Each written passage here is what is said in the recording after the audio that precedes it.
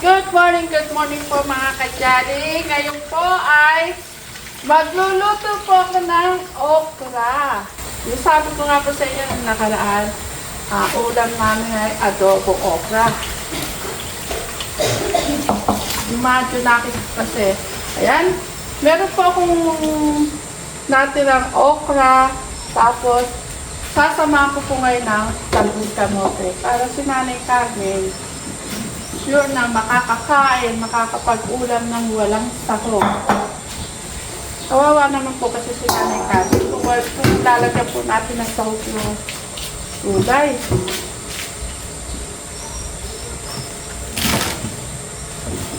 Kasama ko po sa adobo. Matay lang naman po mga kadyali. Pwede naman din po mga kadyali may sahog. Kaso kami po, hindi po kasi dahil si Nanay Carmen. Hindi po kakain. Kakain man po siya, pipiliin niya po yung matagal pa po siya nagpipili. Kuminsan po, hugasan pa po niya yung ulam. Saka niya lalagyan ng asin o toyo. Kaya mas maganda, huwag mo nang lalagyan ng sahog para hindi na niya hugasan.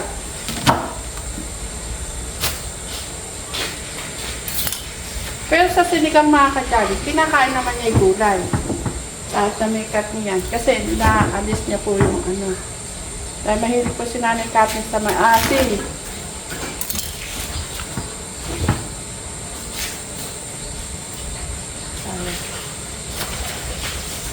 Ayan mga kadyali, samahan niyo sa aking lulutuin.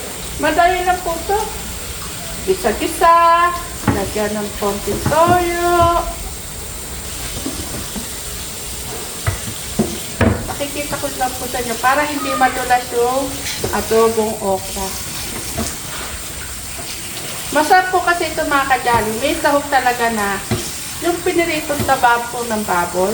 Ito-toasted nyo po, tapos lalagay dito. Masarap po yun. Kami, nasanay na po kami na walang sahog. Kahit po yung mga bata, makakain naman din po nila. Lalo si Angel at si Abby, ay, nako. Paborito ang okra. Kaya mga kadyali, yung aming tanim, nagdagdag po ako ng okra para marami po kami napipitas. Sabi nga po ni Angel, kahit araw-araw puro okra ulam, okay lang doon po. Kasi paborito niya yung okra. Kahit nilaga, Oo. Pero mga kadyali, sa ng mga bata, dahil nag-request nga po sila magkulay na lang po kami, si Clark po natutong maggulay. Chris? Kasi yung mga bata po dito, sila Angel, yung tatlo, si Angel, si Abby, si Jaden, may hilig po sa gulay.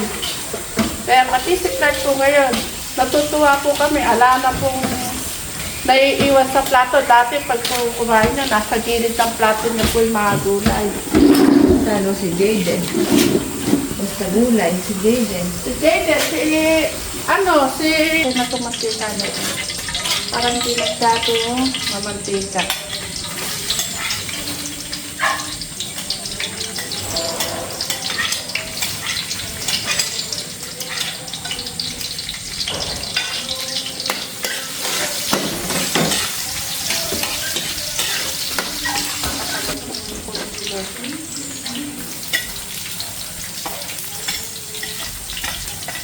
Yan mga kadyali, bawang sibuyas. Siyempre, lalagay na natin ng meron po pala akong toyo.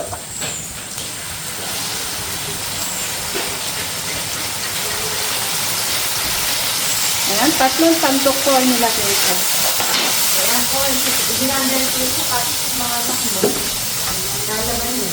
Sapat, kumulo na po, ilalagay ko na po itong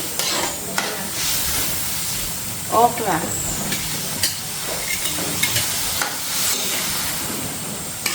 Ganyan lang po yung mga kadyali. At maya-maya po, lalagyan ko na po yan ng suka. Pero lalagyan ko ito yung mga kadyali ng kamatis. Hinihiwa ko pa po kasi.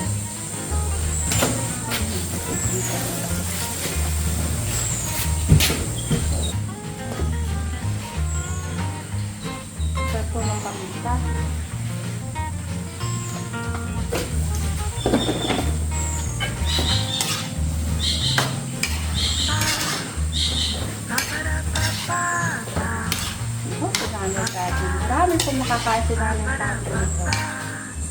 Sabay-sabay po kami kakain mga kadyali.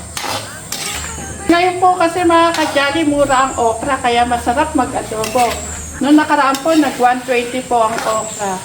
Kunti lang po na i-adobo ko, hinahalo ako na lang po ng talong. Kung ano po yung mga pwede kong ihalo. Medyo na ano na po yung ating okra, lalagyan ko na po ito ng suka. Konti suka lang po ito. Kasi may kamatis na po, para hindi lang po ganun kaasim.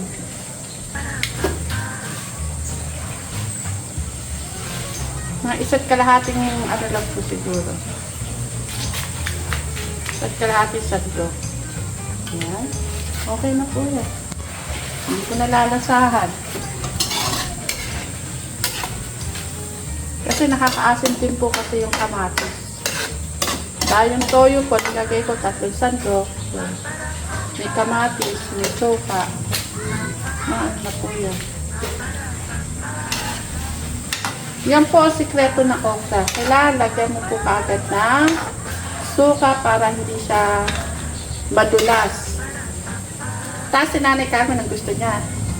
Pinatutuyo ko yung ano, itong sauce. Kasi pag nga naman natuyo, sarap eh. Okay. Kahit wala siyang sausawan. Ito po mga kadyaling talbos kamote. Ilalagay ko na po kasi maluluto na po ito. Ganyan lang po pagbilis kung magluto ng adobong okra na may halong-halong kahit anong gulay pwede. Ako nga po nilalagyan ko repolyo. Ako ano makita ko sa dito sa kusina namin tira-tira. Kalagay ko po. Ito gustong-gusto ni Angel kasi may talbos. Ang ganda ng talbos. Oh. Fresh na fresh.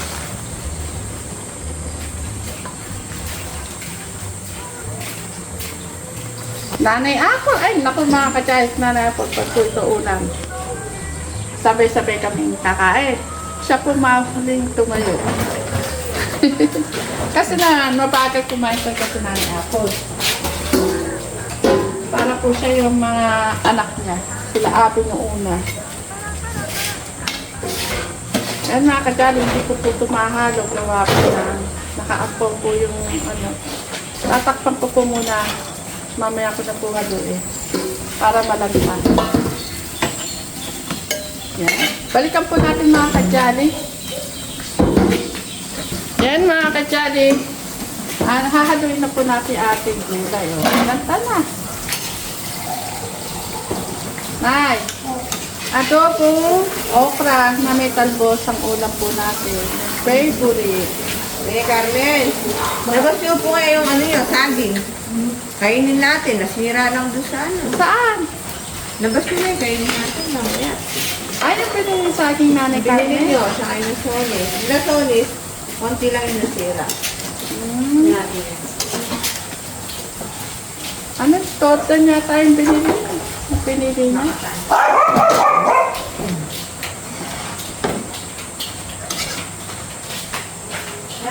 Yan yung mga kadyali, hindi po lumambot yung ano, sakong lambot lang po.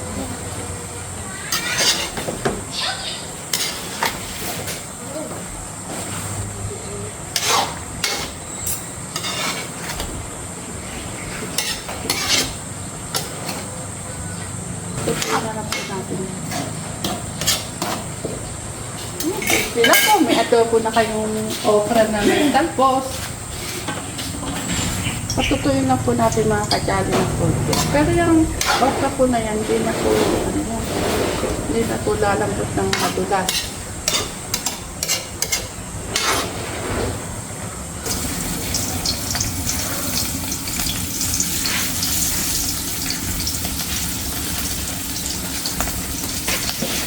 Nanay, dito na kayo kumain. Dito na kayo kumain. Adobong okra. At saka tuyo. Nanay, good morning sa mga kadyali. Ay, nakaano pala. Good morning po mga kadyali, katekram, kasikmeri, sa lahat-lahat na. Hindi ko na isa-isay, alam niyo na kung sino kayo. Yeah. Wait! Magagaling ko lang sa kila Mary. Umalis na sila niyan, nanay? Paalis na, pasakay na sila. Kasi nga, yung napanood ko, yung napanood ko sa Calabrayan, yung mamamanhikan na. Kaya nga, nanay, naano din ako sa pamamanhikan na yan. Sabi ni Ate Janet, mukha ako sa Belo siya. Ay, sino yung sa court? Ay, kasaya siguro nun, ano? So, basta ako, sa Beno talaga ako. Huwag niyang pupunin, huwag ipaninigay mo siya sa Beno. Masarap. Sabi ko sa inyo mga kadyari, masarap eh. Itong hindi masarap eh. Luglag, tabi ka kay mama. Para maano yung pagkain. Napanood ko yung pinagluto mo yan. Ay, nando na. Nay, alam mo na. Ayan mga kadyari, sinanay kami dito. Ay, buti naman, kaya ang kadyara niya talaga.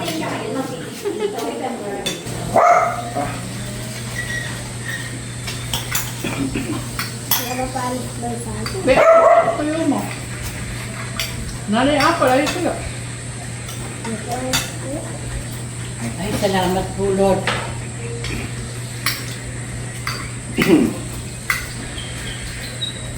Pwede na akong minom ng gabi. Ang plato na yung mga kadyari, kailangan nakawakan. Kasi matulas saan pala, na lamesa. Nagulas talaga yan. Diba?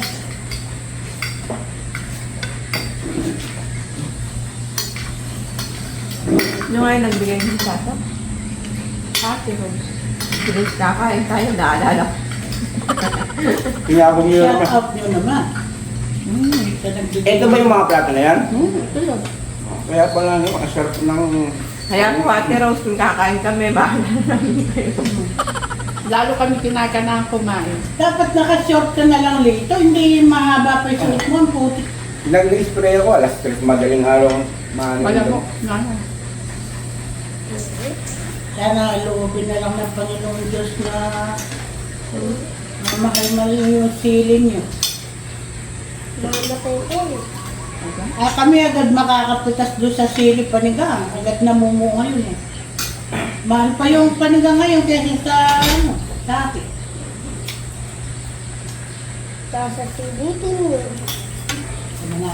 Bukod mga kadyari, ang sarap kumain. Inaabangan ko na yung pagdating ng mga anak ni Carmen eh. Nalalapit na, nanay Carmen. Anong buwan ba? Hindi na, tatawag ko sa August 16. Natatawag mo na ako. Mag-uusap-usap siya, lahat sila mag-iisip. At syempre sana sa birthday ni Ah. Teklitz. August 16. Ay. Parang... Alam ko, para na ano ko na naimati ko si Angel mamaya pag nakita yung mamaya Paborito ba ni Angel yung mga? basta ganyan luto. Hindi nga sila na maano sa karne. Ngayon lang bumi. Tulad kahapon. Oo nga ano. Sa bola. Diba kahit nasa sabaw lang okay yun. Basta nanay maraming gulay.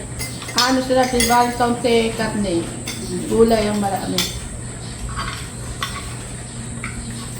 Doon may kangkong. May yung tinanim ni tatay na kangkong.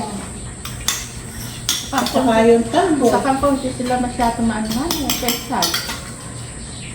I-adobo mo, Janet, yung kangkong na yung nandun. Hindi naman namin maagad. Pagka palagi natatalbusan yung lalo kang lalagod.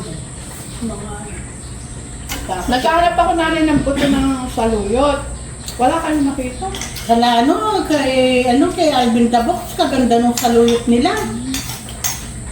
Talagang napakalalapad ng dahon. Nakakatulong. Shout out. Yan, Ayan, gusto ko yan, Alvin Daba. malapong, saluyot, ayan, kahit mga ganitong luto. Gusto ko po yan mga ka-challenge. Tsaka yung mga bayabas niya. Ang lalaki ng bayabas niya, sinusupot nila. Shout out, Alvin Daba. Che, Yun na pitas ni Cheche. ano ba pangalan? Nakalimutan ko na yung si ano? Yung anak Alvin po nila. niya. Ay, Si, pala ano, po din. Liam. Liam. Shout out, Liam. Ay, Pony. Dapat huwag ka masyado sa kalang dyan. Yung sugar yun. saat nanay kasi na ulam na. Si Nagustuhan mo? Carmen tumigil na. Nagustuhan mo na ano? Ayan mga ka-challenge, itry niyo po yung ganitong luto. Hindi po mapapahiya sa inyo. Masarap po.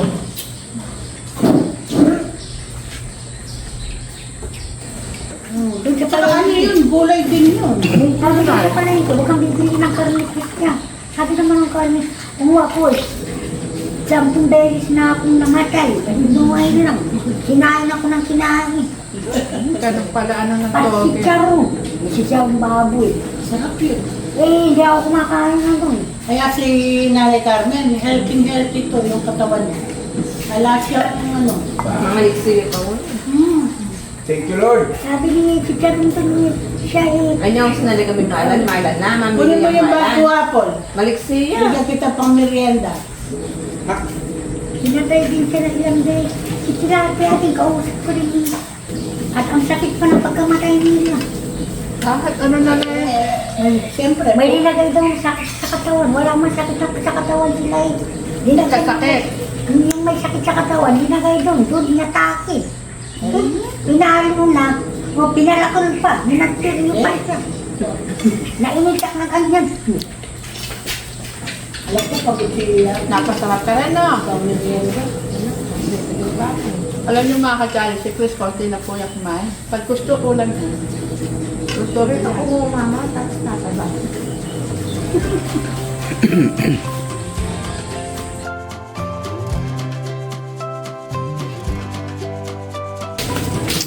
Yan mga ka-challenge, napusok na naman po kami.